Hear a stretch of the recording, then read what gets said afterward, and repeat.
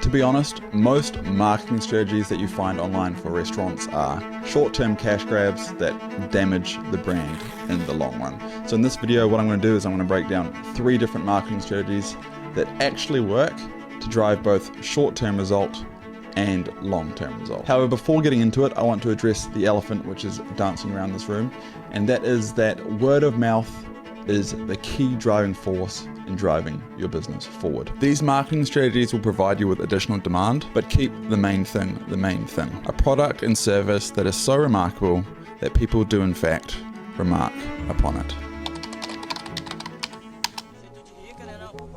We were flying around the country doing marketing for a large restaurant group. They had over 40 different locations, and we were doing photography and setting up 2-for-1 or BOGO offers at each of the different locations. However, as we stepped inside Gaucho's, we knew this just wasn't going to work.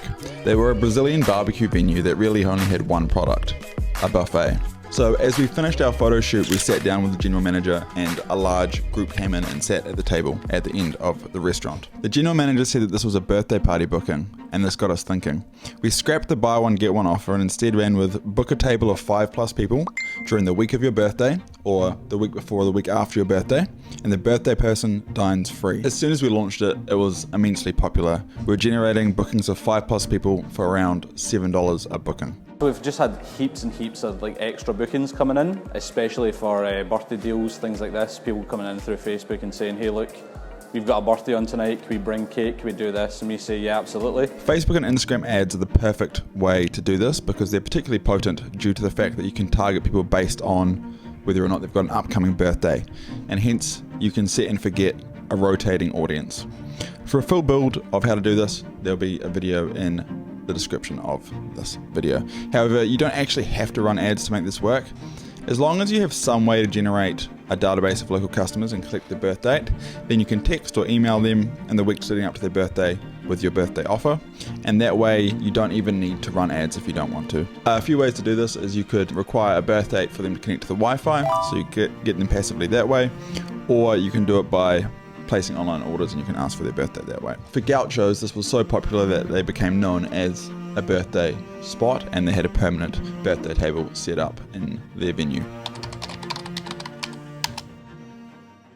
A venue came to us one day with a problem. They wanted to market their venue, but they were almost completely reliant on tourist trade, which later that year turned out to be a bit of a disaster. Our typical database growth strategies just didn't make sense because we'd be growing a database of people that would likely never come back because they weren't going to be tourists again in that area. And around this time, I was still fully in the camp of everything has to be trackable, everything has to be ROI driven. So I was a little bit blind to how beneficial actually having strong reviews for venues actually was. However, they explained to us that something that was super beneficial to them and an asset that was super powerful for them was having a lot of TripAdvisor reviews. So we built a review campaign whereby we'd run a competition, and part of the entry we asked if they'd been to the venue before, and if they had been to the venue before, we asked if they could leave a TripAdvisor review. We also emailed this out to their current database of emails. I had little hope of this actually being beneficial to the business, but we went ahead with it anyway, and within the first week they had 400 reviews. They were obviously extremely stoked with this result, and they said that the sales increased in the weeks after this as well. So since then, we've obviously integrated leaving reviews as part of our marketing strategies across a wide range of different venues. And to be honest, mostly we do Google reviews. However, we also have done Yelp reviews in the past as well. And there'll be a full build out below in the description of this video if you want to do that for yourself. Certainly this one, I don't know how you guys do it. Maybe you attract more people, or maybe they are around here. I don't know what the criteria is, but definitely we get more feedback. I get more inquiries. I get more people asking for a venue. As we evolved over the years, we have continued to try and build a better and better marketing strategy. And this year we feel like we've stumbled across something special.